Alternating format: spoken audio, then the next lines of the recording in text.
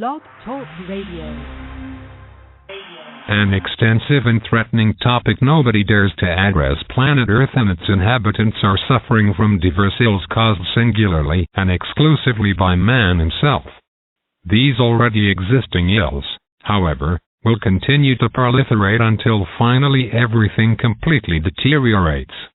The Earth's population is plagued by famines, energy shortages, epidemics, environmental pollution, degeneration, terrorism, dictatorship, anarchism, slavery, excessive increase of waste materials, racial hatred, food shortages, destruction of rainforests, the greenhouse effect, pollution of lakes, streams and oceans, hatred towards asylum seekers, radioactive emissions, chemical pollution of water, air, plants, food, human beings and animals, crime, murder, mass murders, manslaughter, alcoholism, hatred of strangers, oppression, hatred of one's fellow man, extremism, sectarianism, drug addiction, overpopulation, annihilation of animal species, war, violence, torture and capital punishment, general mismanagement,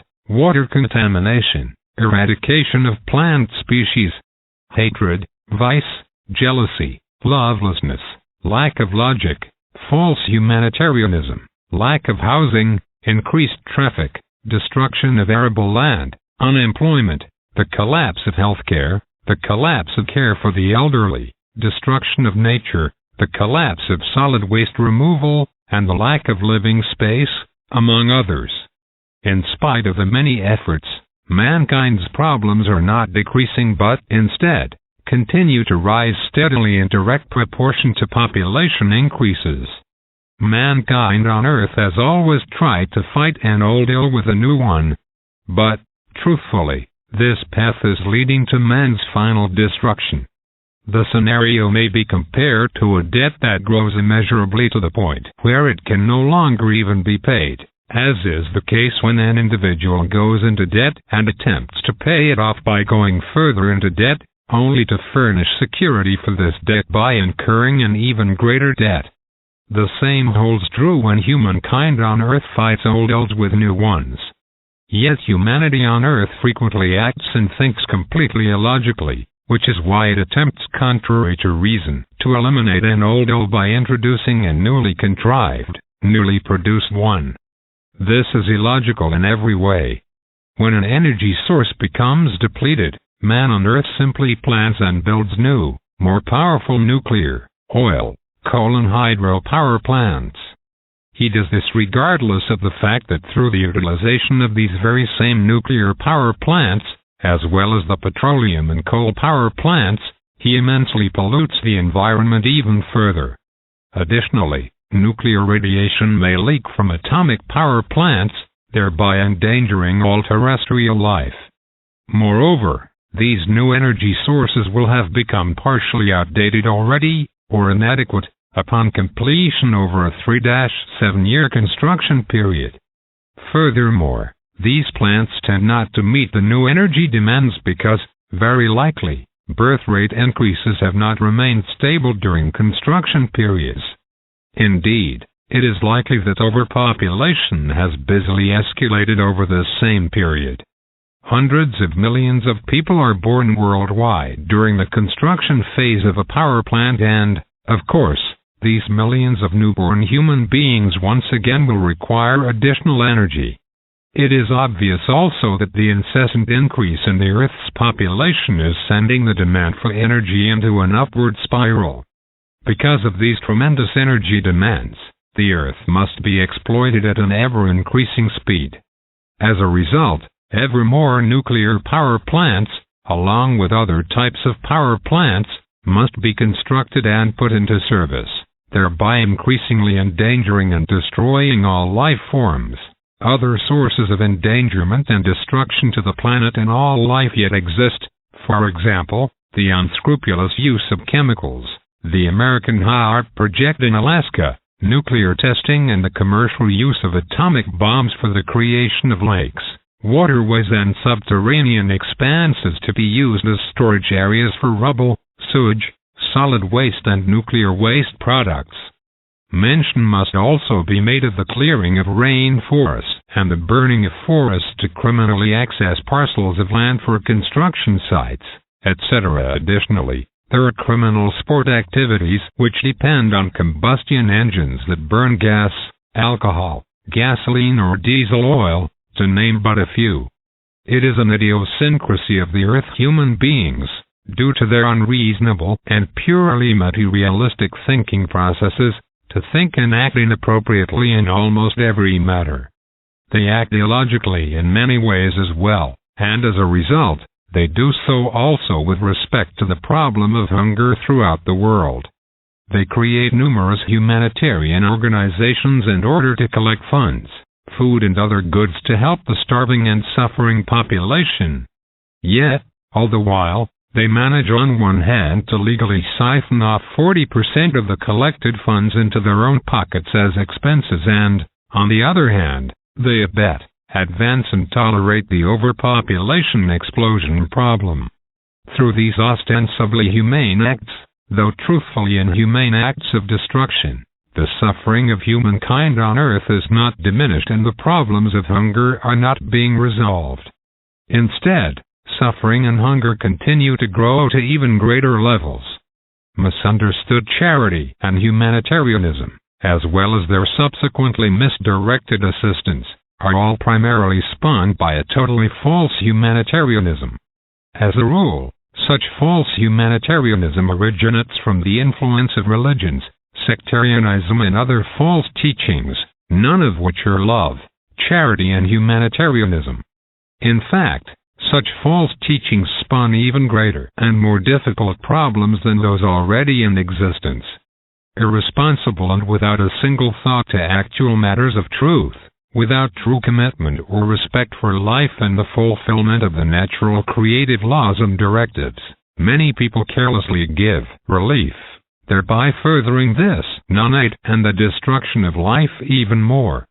Not only misunderstood sympathy and sectarian influences play a major role in this scenario, but also the fact that many people cling to such relief campaigns in order to calm their own guilty consciences for being more prosperous in some way. These people fail to realize that they and their countrymen have earned this higher standard of living in the civilized country where they live, mainly by keeping population growth figures low or at least on a more reasonable level than peoples of so-called underdeveloped countries. People in the underdeveloped nations carelessly and irresponsibly procreate like guinea pigs or rabbits, only to starve afterwards and shout for help. They lack real help in the format of a birth rate control. Wherever possible, false humanitarians donate goods and funds to Bread for Brothers, Hunger Throughout the World, and similar programs. They have no idea that in so doing they are acting against reason and are interfering in nature's work, which ultimately defends itself through famines. Likewise, they may not want to hear of such things. Starving people are procreated by the hundreds and millions through sympathy that is contrary to nature's ways, and a charity that results from false humanitarianism. Through a voluntary or forcibly decreed birth rate check, these happenings could be avoided. Through the excess of the great human mass, mankind's problems are continuously increasing, and it must suffer privation and begins to slowly destroy faunal and floral life along with the planet itself. Once the starving people have been saved from the death of starvation, they become well-nourished, healthy and robust once again, and immediately begin through the lack of information regarding birth control to procreate in an uncontrolled manner by having children in large numbers that amount to many millions each year. Not only does this procreation immediately create further problems of hunger and energy demands, but it also leads to medical, spatial and financial problems, to name but a few. Likewise, the descendants of these people once again compound terrestrial mankind's excessive growth problem. Once these offspring become older and sexually mature, they also promptly begin procreating their own children and, once again, new descendants are conceived in even greater numbers, etc., faster and ever faster. During an extremely brief time period, the Earth will become even more overpopulated. In 1978, 4 billion people inhabited the Earth. In 2000, there will exist already 7 billion inhabitants. Because of this steady and incessant increase of overpopulation, each and every other problem becomes excessively, immeasurably, and increasingly compounded. These problems will affect every facet of human life, indeed, the very life of the planet itself and its fauna and flora. In the coming decades, as man's degeneration on Earth relentlessly increases, so will that of the planet and nature. Alone, the looming ozone layer depletion caused by man's own actions will initiate unforeseen suffering upon the entire planet, including our life forms, in much the same manner as a particular human immune deficiency, which today is already spreading epidemically.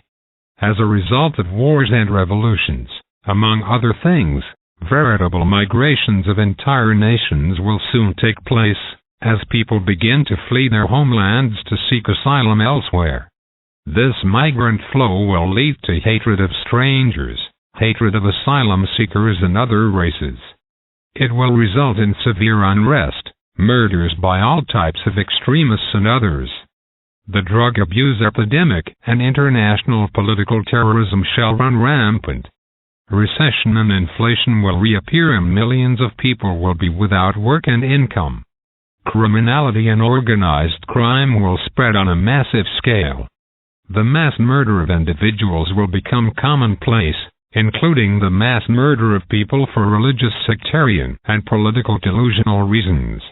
The destruction of the environment will increasingly ensue, while the planet itself is exploited and tortured. However, nature and the planet will avenge themselves of this abuse through unusually severe storms, typhoons, cyclones, hurricanes, and huge infernos. Entire forests, fields, and other territories will be incinerated. Many gigantic fires will be ablaze. Horrendously violent storms will sweep across the earth with a severity not yet witnessed since time immemorial.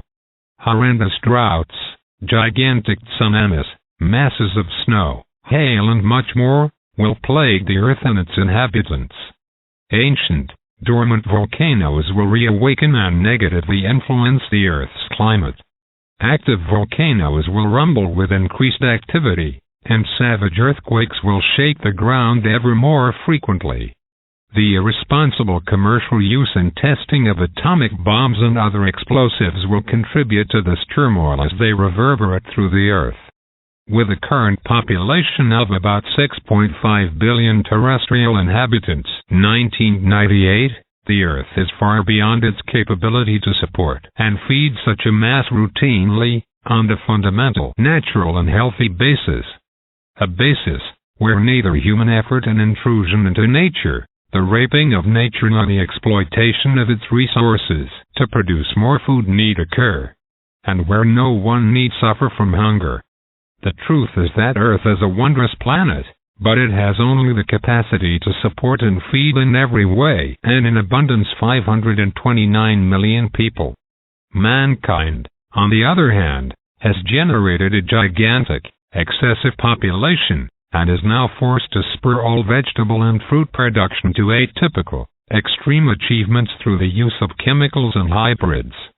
As though this were not enough, the exploitation of the planet has accelerated dramatically, including the expansion and recovery of raw materials from the Earth, and the unrelentingly rising demand from the Earth for all types of other materials, a direct result of the growing overpopulation. No one mentions the destruction of arable land due to this madness called overpopulation. No one speaks of the use of toxic chemicals, nor of the expansion of housing areas and the like. Food for human consumption is laden with chemical additives and consists these days largely of artificially produced chemicals, also a fact that is not mentioned. Originally, the population of each region on Earth was only as large as that region could feed and support in accordance with nature's ways. Toxic chemicals, other types of poisons, new plant hybrids, as well as overly intensive exploitation of the ground, were completely unknown. However, this condition changed dramatically during the Middle Ages, particularly at the time of the Great French Revolution. For it was during this period that the crazy notion originated, suggesting the need for a larger population who would rise up against the authorities. The masses wanted to overthrow the government. To have the capability of doing so, and to become powerful and mighty, the populace prodded themselves for larger numbers of progeny. Christianity and its sects, but Catholicism in particular, were party to this endeavor. Powerful as ever, Catholicism was preaching, as part of its false and insane teachings, that people should be fruitful and multiply and replenish the earth.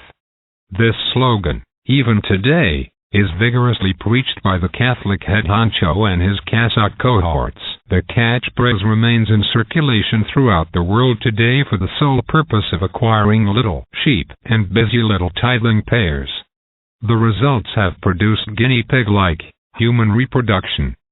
Clearly, the ensuing overpopulation has meant large requirements for more food, energy, raw materials, as well as many other goods.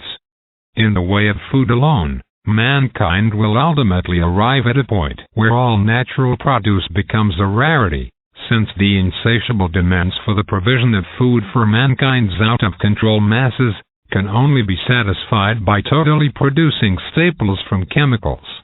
In part, this already holds true today, for food requirements have soared relentlessly in the past few decades. Yet, food provision problems are not unique and have grown continuously, as have the problems of energy shortage. Man on Earth is threatened by worldwide total contamination, destruction, and the manifold ills of extinction. Lists a yard long can be compiled that describe how every earthly life form is being endangered, destroyed, exterminated, and annihilated. Yet, man continues to remain ignorant of the damage he has inflicted on nature, the planet, and all types of life existing upon it. And now terrestrial man, the planet and life in general, have reached the point where everything stands on its last leg, the direct result of people clinging to false charity and false humanitarianism. These individuals are behaving and acting in much the same criminal manner as those officials in responsible government positions, government agencies, and relief organizations, who do their best to sound the death knell on the last remnants of life on planet Earth, now channeled into a path leading to its own final and irrevocable annihilation. The blame for this situation rests with those individuals also who, lacking responsibility and initiative, have relinquished their authority for making productive changes by uttering the primitive and absurd phrases, "What can I do by myself?" Or, "Of course, I'll help also if others go along with it," etc., etc. Anyone thinking in this manner is neither worthy nor fit to live, in the same way that people are unfit who relentlessly promote even further the madness of unremitting overpopulation through false humanitarianism, false charity, and others. These individuals are contributing to the fact that terrestrial mankind's problems are reaching immeasurable levels, problems that surpass even those currently in existence and others yet to come. Anyone thinking like this or believing that the world is now in order is shunning progress and abetting the destruction and annihilation of the world and all life forms on it. Mankind's horrendous ills originate from and exist through overpopulation with its unrelenting, irresponsibly continuing escalation. The situation dictates that any ill can only be fought and remedied by grasping it by its roots, ripping it out and destroying it. The numbers of terrestrial humankind must be drastically reduced.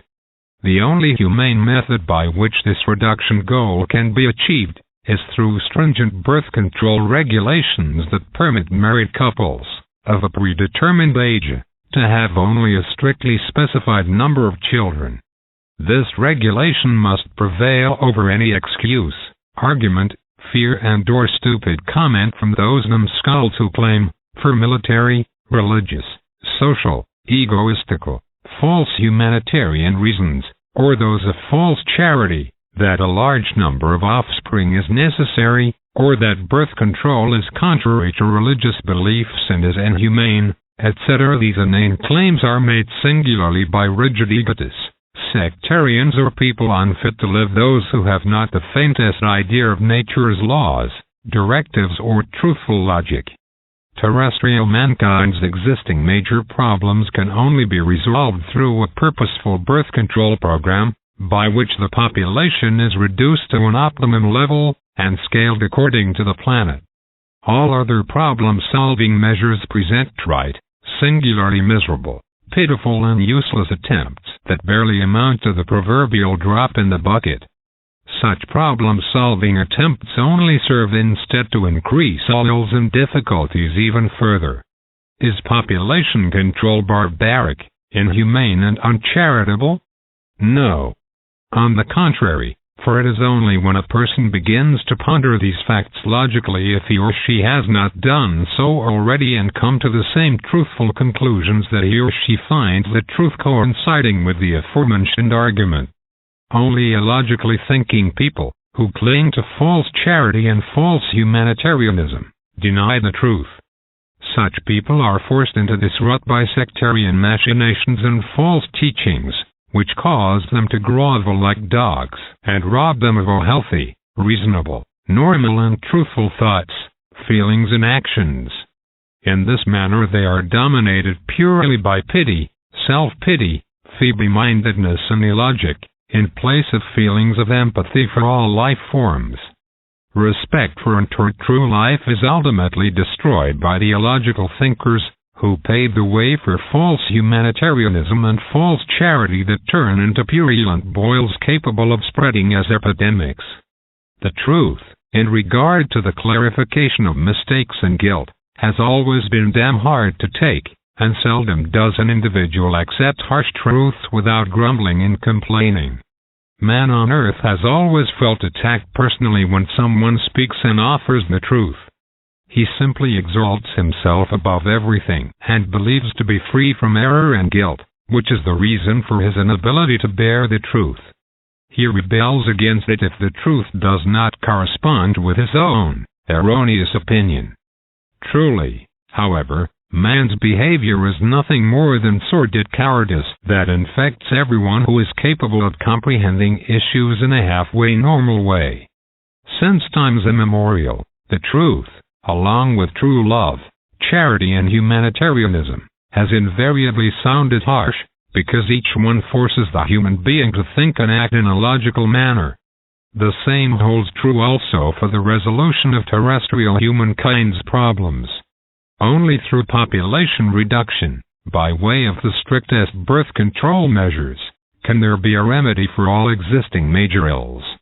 Inhumane aid must not be given to people. The universal laws of nature apply to humans on Earth, too, and anyone with an open eye can easily recognize them. Wherever there is a region in which the population of a particular animal species suddenly increases, and the danger exists whereby the area involved cannot feed the increasing population, epidemics occur that decimate the increasing and excessive animal population.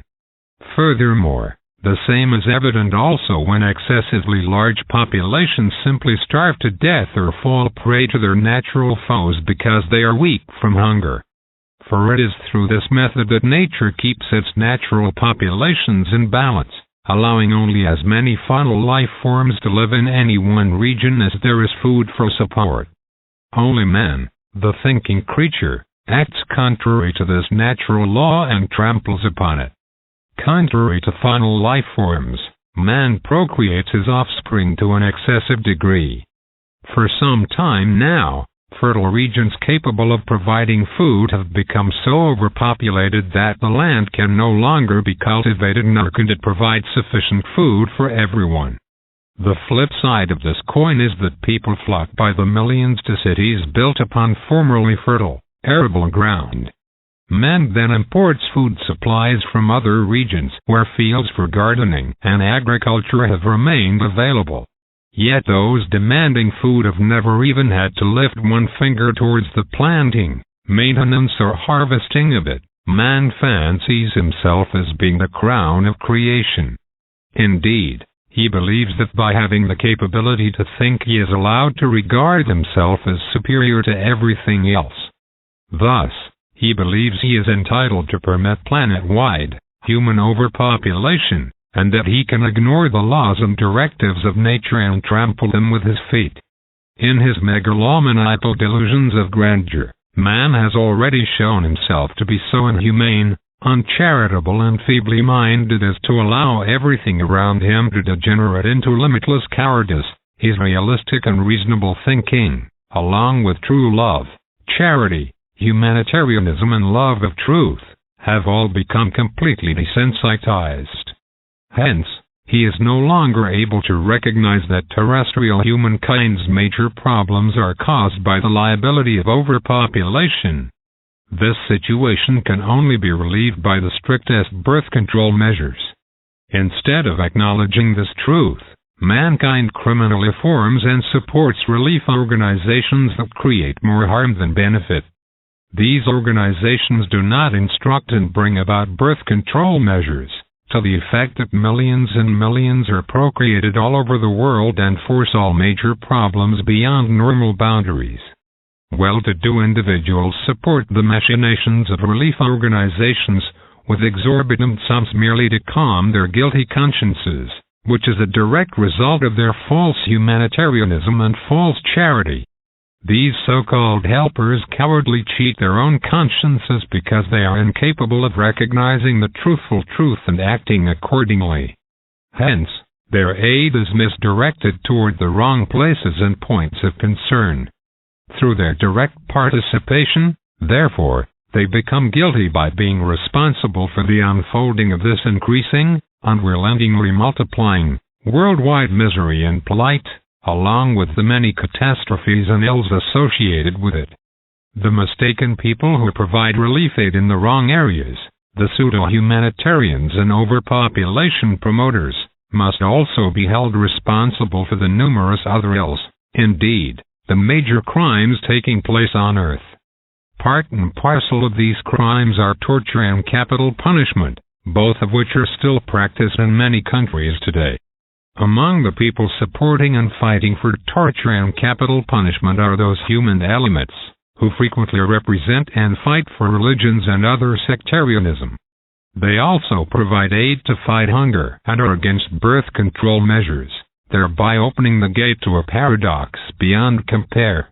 On one hand, they are fighting for the survival of innumerable individuals, while on the other hand, they murder, torture, and destroy a human life that has either become guilty of a crime, a criminal or politically revolutionary act or opinion. Does this make sense? No one wants to listen to the concept that pseudo-relief aid will generate once again the procreation of many hundred millions of people. Of those, millions are becoming new criminals, drug addicts, and various forms of extremists, including people who commit serious crimes, etc. Though, people will turn a deaf ear to the overpopulation issue. It is because of mistaken, illogical people who have given relief aid, who scorn creation, and who are pseudo-humanitarians and other types of overpopulation mongers, that the earth is impregnated with the seeds of many different ills. From such seeds there sprout and mature the destruction that burdens the entire globe under an assortment of varying names. However, the most prominent ill of all, indeed the one that causes the greatest destruction worldwide, is overpopulation. It is from overpopulation that the delusion of hatred of strangers, racial hatred, hatred towards the asylum seekers and one's fellow men originate, as well as sectarianism in the form of religious, profane, esoteric, ufological, philosophical, non-denominational or special interest groups, not to mention the sectarianism of major religions. This entire overpopulation phenomenon results in crime and wars, epidemics of drug addiction, prescription drugs abuse, alcoholism, tobacco addiction, solvent sniffing, sadism, masochism, and many other plights to which human beings fall prey. These epidemics are becoming more blatant and numerous through the unconstrained growth of the world's total population. This is a proven fact that cannot be ignored or kept secret any longer. It is those overpopulation mongers only who close their eyes to this fact and truth and make themselves guilty of crimes against humanity. They wish neither to acknowledge this fact nor to admit to the truth of it. Why is this? Why do these overpopulation mongers, who in this manner commit crimes against humanity, neither wish to see, hear, recognize, acknowledge nor accept the truth and the fact of global ills and destruction? The answer is not a simple one. It is a fact that the reasons vary greatly from falling prey to alcoholism, drug addiction, prescription drugs abuse, tobacco addiction, solvent sniffing, sadism and masochism, to the sectarianism of a religious, non-denominational, special interest group, philosophical, esoteric, parapsychological, spiritualistic nature or sectarian ideologies of major religions. The reasons may vary also from war, murder and crime, hatred of strangers, racial hatred, hatred towards the asylum seekers to hatred of one's fellow man. It is erroneous, therefore, to assume that only a single reason need apply to all the excesses mentioned. Truthfully, the reasons causing extremist, as well as sectarian ideologies and addictions of all types, can be subdivided into 1,000 variations, many of which are listed below. 1. An inability to live. 2. Vice. 3. Lack of self-control. 4. Impairment of the psyche. 5. Sectarian propaganda. 6. Propaganda by special interest groups. 7. Political propaganda. 8. Segregation from others. 9. Euphoria. 10. Unemployment. 11. Fearfulness, phobias. 12. Disease. 13. Subsistence problems. 14. Contact problems. 15. Problems with one's fellow man. 16. Communication problems. 17. Frustration. 18. Lack of feelings. 19. Schizophrenia. 20. Maniacal beliefs. 21. Deception. 22. Compulsion. 23. Terrorism. 24. Despotism. 25. Misleading education. 26. Failure to identify truth. 27. Self-irresponsibility. 28. Search for something superior. 29. Search for life's meaning. 30. Search for truth. 31. Social grievances. 32. Hatred of any type. 33. Veracity. 34. Recklessness. 35. Vindictiveness. 36. Bloodthirstiness. 37. Homicidal mania. 38. Family problems. 39. Cold feelings. 40. Excessive emotions. 41. Heartache. 42. Lies. 43. Deception. 44. Megalomania. 45. Arrogance. 46. Conceit. 47. Adulation. 48. Government confusion. 49. Political confusion. 50. War or revolution. 51. Any type of confusion. 52. Altercations. 53. Feuds. 54. Grief. 55. Affliction of harm. 56. Lack of knowledge. 57. Arbitrariness. 58. General mismanagement. 59. Subjugation of any type. 60. Identity crises. 61. Inconsistency. 62. Weak-mindedness. 63. Lack of initiative. 64. Lack of conviction. 65. Thoughtlessness. 66. Breach of trust. 67. Adultery. 68. Breach of friendship. 69. Breach of promises. 70. False promises. 71. Melancholy. 72. Depression. 73. Dejectedness. 74. Exaggerated ebullience. 75. Loneliness. 76. A craving for the unusual. 77. A craving for depravity. 78. A need for acclaim. 79. Prejudices. 80. a know-it-all attitude 81, false criticism 82, degeneration 83, injustice 84, false humanitarianism 85, feeble-mindedness 86, torment of any type 87, torture 88, abuse 89, rape 90, exploitation 91, reasons of state 92, incompetence 93, indifference 94, allowing oneself to be persuaded 95, partisanship 96, lack of judgment 97, envy and resentment 98, miserliness 99, lack of restraint 100, intemperance 101, egotism 102, jealousy 103, behavioral problems 104,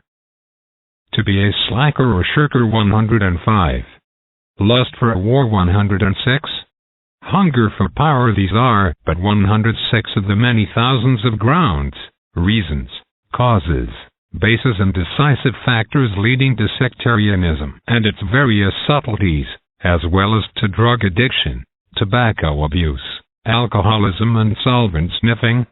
These reasons, etc., also apply, along with many other issues, to delusional hatred of strangers, racial hatred, hatred towards foreigners, the asylum seekers and one's fellow men. Such ills are excessively represented in the Ku Klux Klan, anti-Semitism, and neo-Nazi movements, to name but a few. These ills result in countless other ills and destruction, and frequently end in total despondency or suicide, murder, torture, capital punishment, a type of murder, crime, mass murder and genocide. The future will prove that these ills and destruction, along with many other grievances, are constantly increasing and becoming excessive. They include sectarianism of any type, along with vice and addictions such as drug abuse, prescription drug abuse, alcoholism and solvent sniffing, and others. In the same manner will major criminal acts and all types of organized crime violence become excessive and cost many human lives, as will hatred of strangers, a hatred towards one's brother, the asylum seekers, other races and one's fellow men. Tortures will take on malicious and far-reaching fatal forms, as will capital punishment, rape, simple murder, mass murder, religious, sectarian murder and genocide. Many different malicious ills of a religious sectarian nature, along with those of a political and special interest group nature and implication, will increase horrendously. These ills will rule the world and its inhabitants, and will terrify everyone on earth. Yet, the ills are mankind's own fault. That is to say, the fault of those individuals who must be branded as overpopulation mongers, regardless of the manner in which they became guilty of it. For it is the overpopulation mongers who must be blamed, those who deliberately endanger and threaten to destroy all life on the planet. Because of these irresponsible human beings on Earth, life-destructive ills are being consciously cultivated by a steady production of new human progeny, and along with them a growing overpopulation. Man has to suffer these consequences because many people on Earth are in error and possess little sense of responsibility toward themselves, their progeny, their fellow men or the remainder of humankind. Moreover, they have no feelings of responsibility whatsoever for the planet Earth itself or its fauna and flora. All of this because irresponsible individuals, full of handedness and megalomania, depict themselves as being creation of self, in the belief that their idiocy is equivalent to a true and reasonable thinking process. However, such individuals are incapable of willing or commanding even one hair to grow on their heads. These people truly cannot and must not be considered as being endowed with any powers of reasoning, otherwise they would not condone and instigate the many activities of a religious, sectarian and profane nature, or those with various delusional beliefs, and the delusional extremism with all of their excesses. These individuals not only condone these issues, they actually foster and defend them. Life on Earth, indeed the entire planet, is being destroyed and annihilated. It is because of irresponsible people, such as the pseudo-humanitarians, sectarians, delusional followers, overpopulation and havoc-mongers, along with the destroyers of life and the planet, who do everything in their power to drastically escalate every ill on Earth. They contribute to the planet's deterioration. Through their pseudo-humanitarian, sectarian beliefs, they threaten and destroy terrestrial life by supporting the rapidly increasing human population, which in itself is procreating ever faster, more terribly and more unrestrainedly than guinea pigs and rabbits. The real blame for the overpopulation ills and the steady but certain, persistent, increasingly destructive advance of life on Earth, indeed the planet itself, rests with mismanagement and corruption too, and with organizations and supporters of aid to third world nations. However, the power elite does not wish to acknowledge this fact. In particular, as a result of the financial aid by industrial nations, the so-called civilized and economically sound world, a devastation has befallen third world nations, ranging from the felling of rainforest trees to the total destruction and annihilation of formerly very fertile regions. In place of oxygen-rich rainforests that had regulated the climate, there remain only bleak, deserted, eroded, leached and barren soils today, devoid of the growth of even one blade of grass. In place of luxuriant fields and fertile ground, or at least arid soil that could provide sufficient life-sustaining grain and vegetable harvests through great struggles by the farmers, there now exist salt plains, deserted and dead landscapes or barren swamps, that are frequently the breeding ground for deadly pathogenic agents. These many situations have transpired due mainly to the relief aid from irresponsible people who have pumped industrial and other well-to-do nations' financial support into third world countries, and who continue to do so even today. Members of relief programs are themselves carrying on with the mismanagement and corruption, or they permit such things to be perpetrated by others. People involved with these programs also want to build dams, model factories and companies to further third world nations' development. They initiate the clearing of rainforests and the destruction of land and life, which ultimately cause ongoing, immense climatic changes that negatively influence the entire globe and all life upon it.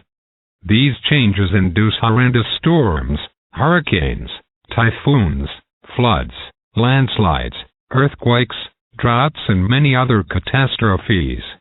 With regard to mankind, a great many different catastrophes have been invoked and precipitated by these forms of developmental aid.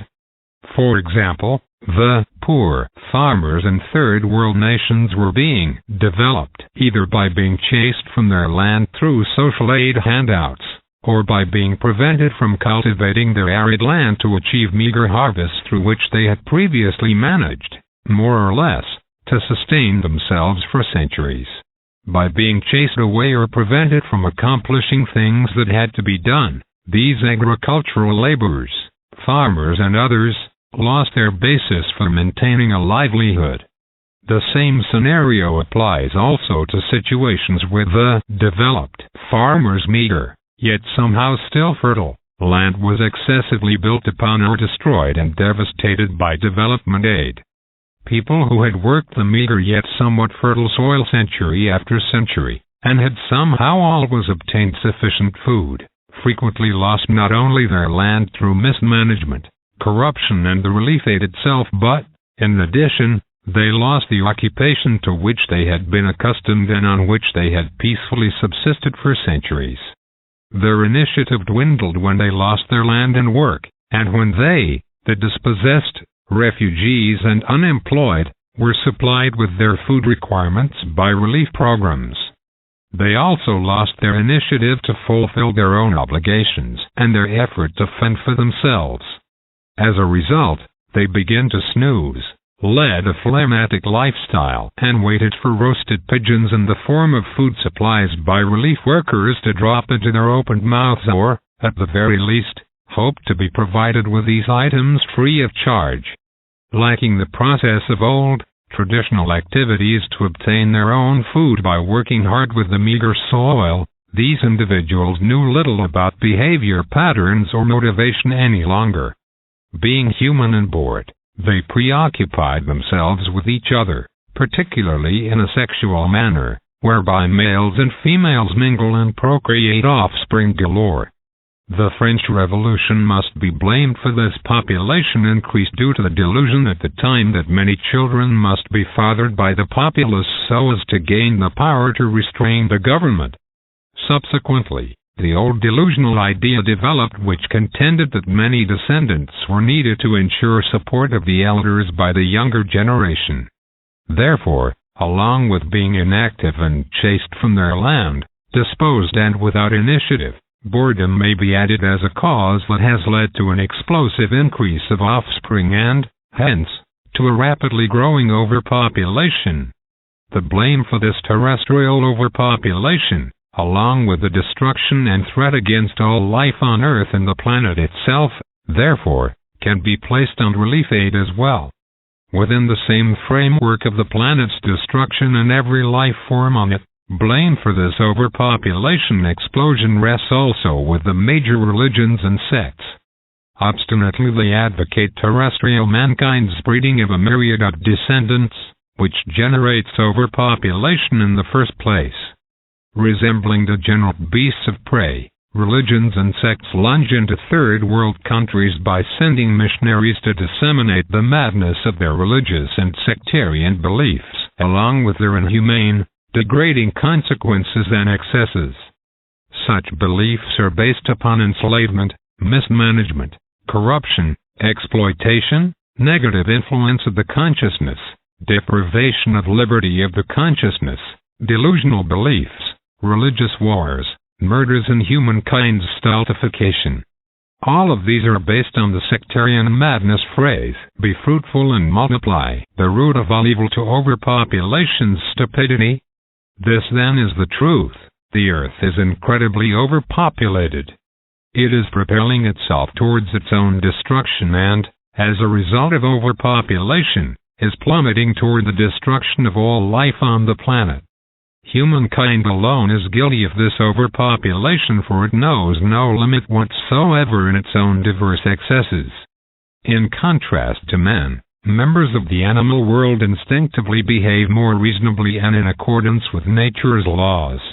By adjusting their urges and instincts, animals regulate their own population and adapt to prevailing food supplies and living conditions. When overpopulation arises for some reason, the death of many animals is effected, whereby a selection process comes into play that eliminates animal excess. Man, the creature of reason, ought to emulate this example. But in his megalomania he totally ignores it. He believes himself to be the crown of creation, and feels entitled, therefore, to transgress against the natural laws. As a result, mankind unstoppably multiplies, and in doing so, they immeasurably and unrelentingly magnify all plights, misery, ills, crime, illnesses, epidemics, addictions, other wrongs and excesses once more, and create incredible chaos and total destruction to order and life itself. The more development aid, famine relief and other forms of aid are provided throughout the globe, and not birth control measures by the pseudo-humanitarians and other fools of compassion, the more horrendous become the plight, ills, misery of the people on earth, along with all other catastrophic conditions and excesses that ruin and destroy life and the planet, without relevant and really humane and pertinent help. Neither underdeveloped countries nor their inhabitants can be turned into cultivated, civilized and economically balanced and progressive nations and peoples within a few short years or decades. Additionally, the population of these countries can be simply revamped and changed to adapt to the thinking and behavior of a world and its people who enjoy a healthy economy and politics without international direction.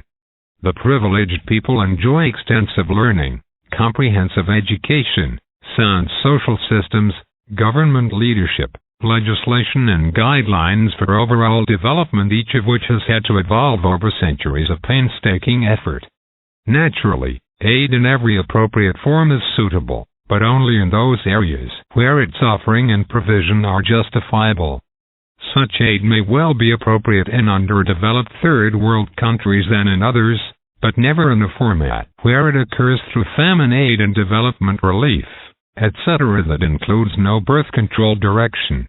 Aiding these countries and their inhabitants has to consist of educating the poor in contemporary work standards and labor methods. In this way the people could enjoy an improved and more productive cultivation of their land, without the destructive interference into the natural ecological system.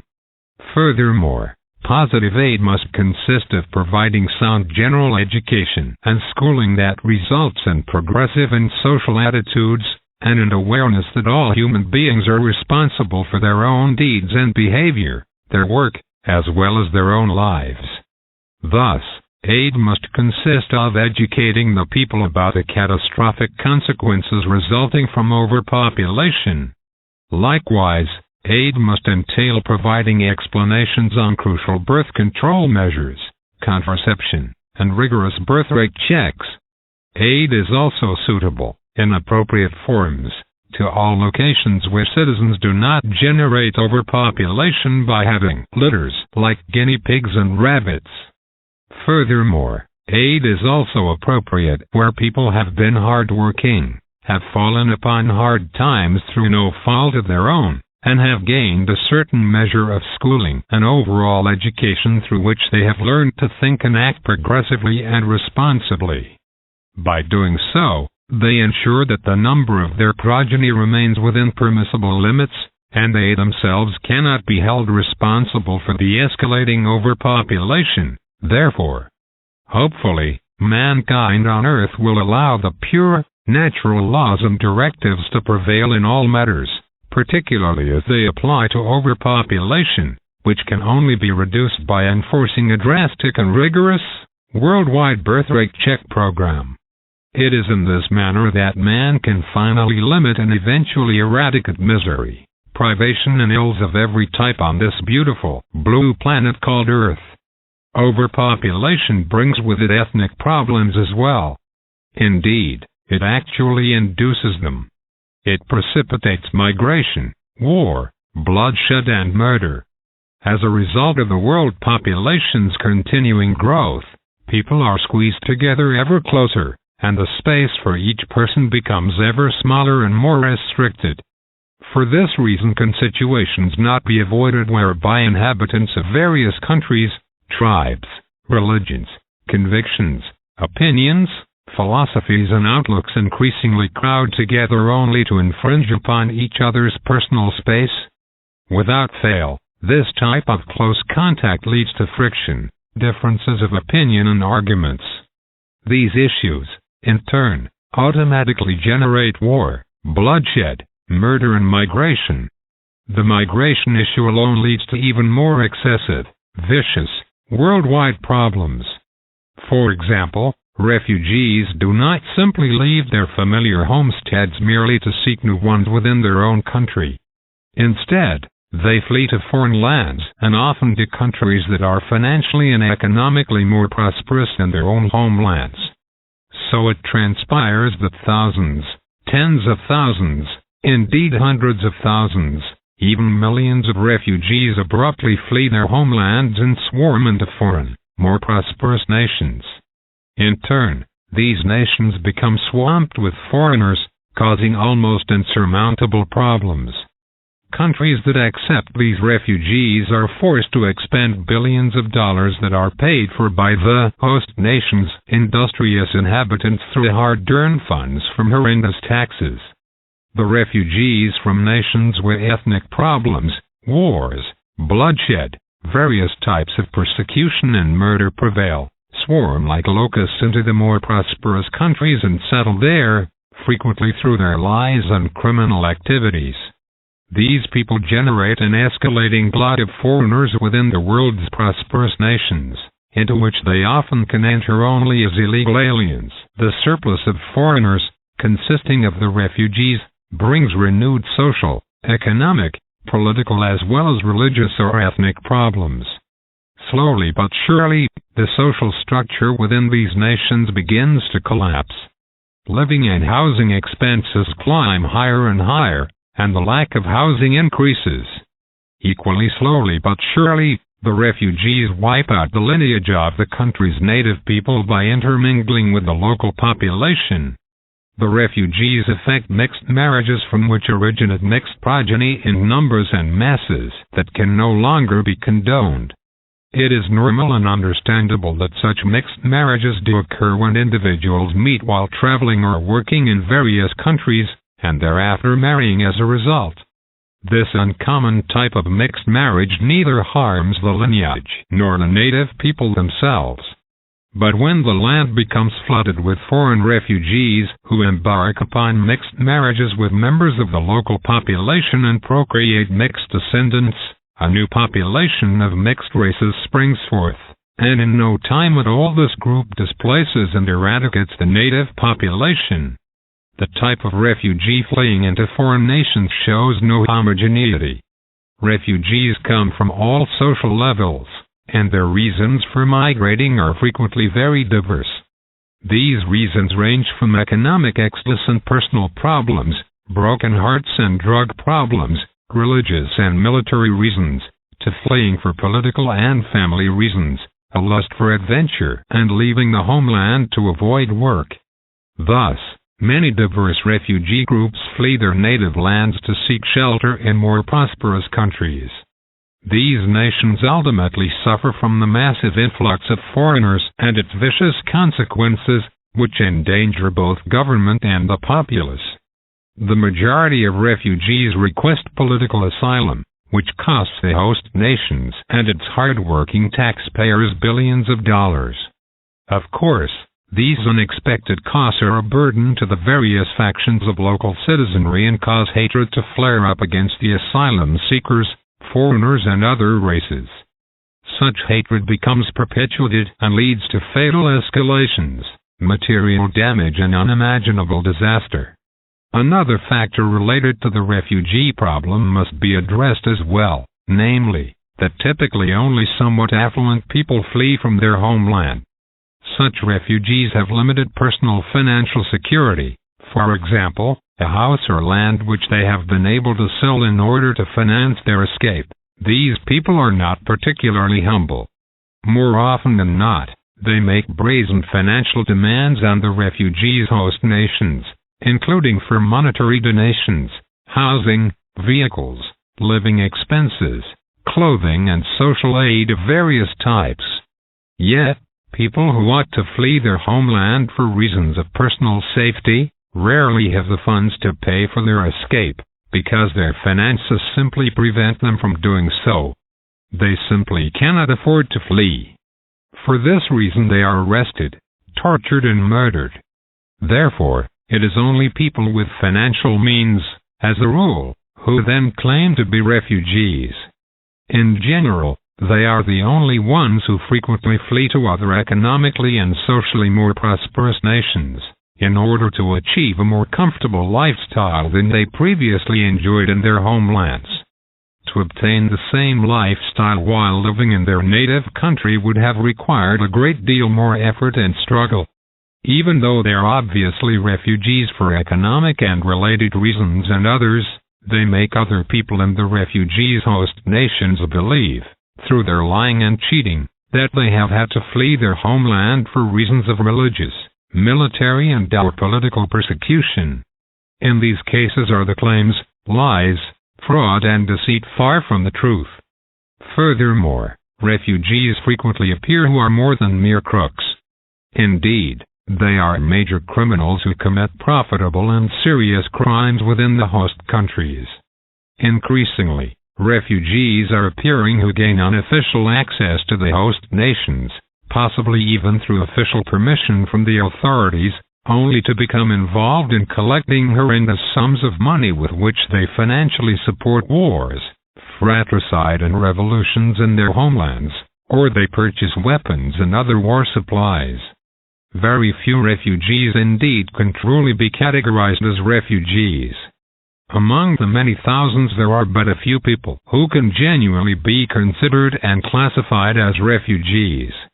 Only people who have had to flee for their lives when escaping from their homeland are actual refugees. This definition differs from that used by individuals controlling the host country's refugee centers, where they provide legitimate refugee status to many thousands of bogus refugees. In doing so, these officials are really forcing the entire country to pay for the refugees' support. The individuals of authority are incapable of recognizing the fact that this type of refugee is simply a refugee for economic reasons, or they simply decline to recognize this fact for pseudo-humanitarian reasons. These economic refugees are individuals who do not mind deserting their countries. They flee from their native lands, especially in times of confusion and misery, when their country really depends on the help and collaboration of each and every citizen, and at a time when their support is urgently needed to help the survival of land, country, and life. These refugees cowardly flee their homeland, instead of helping to return the proper order needed to achieve and attain a prospering state and/or a prospering nation. This goal can never be achieved by cowardly abandonment, regardless of what type of system is contemplated, be it a somewhat normal country or a chaotic nation in the grip of a vicious dictatorship. Each and every country needs its citizens because it is only with their help, and the help of qualified leaders, that a civilized social structure can be secured and achieved, one that is worthwhile to live for because of a suitable economy, politics, and a sound standard of living. However, when the cowardly citizens flee their homeland instead of standing up for it, helping it along, and in an emergency even fighting for it, chaos, misery, plight, and every ill become subsequently even greater and more insurmountable. Lastly, there are refugees who truly are unjustly persecuted victims of religious or political turmoil, wars, and revolution. It goes without saying, if for no other reason than for purely human empathy, that such human beings must be granted support and asylum. However, this premise is justifiable only with the condition that the refugees return to their respective native lands after conditions in their own countries have normalized and improved.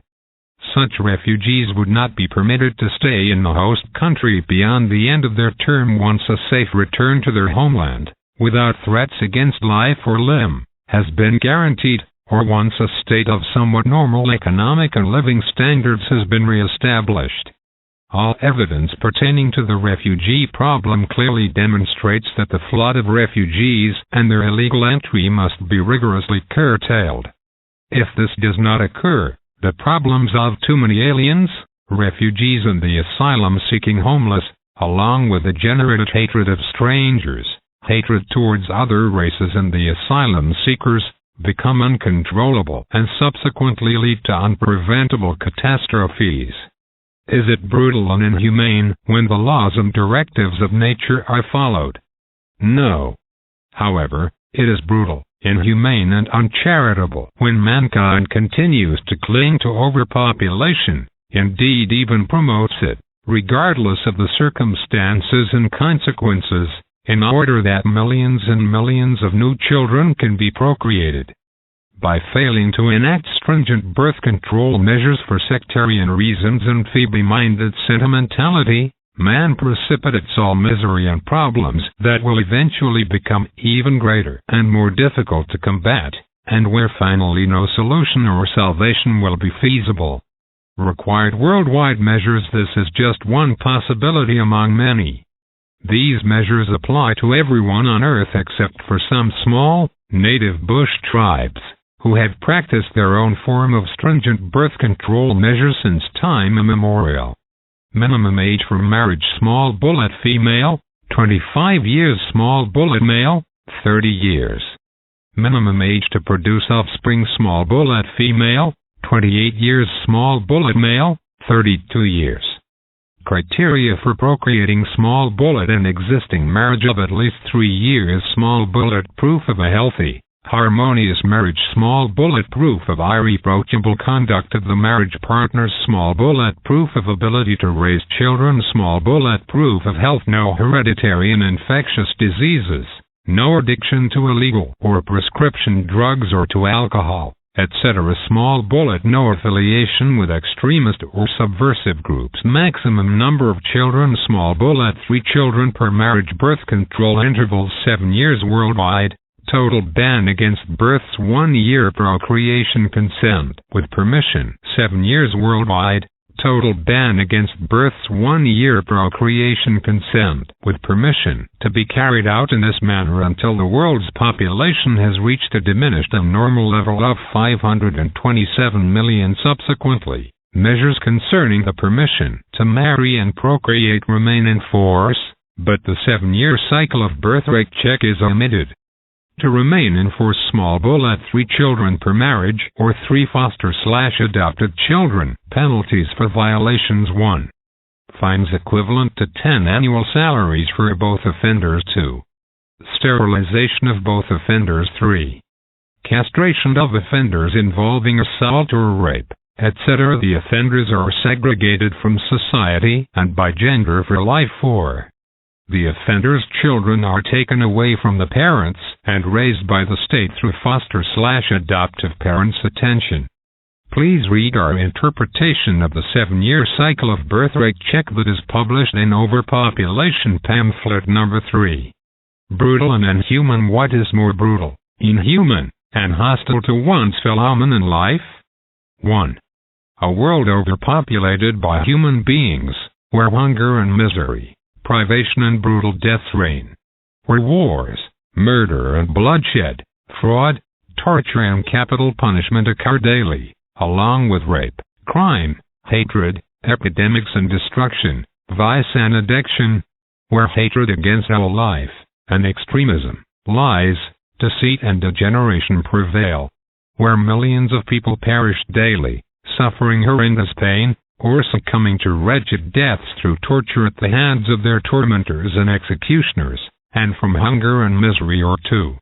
A world with a population of average proportions, where all else, problems and misery become relatively small and normal.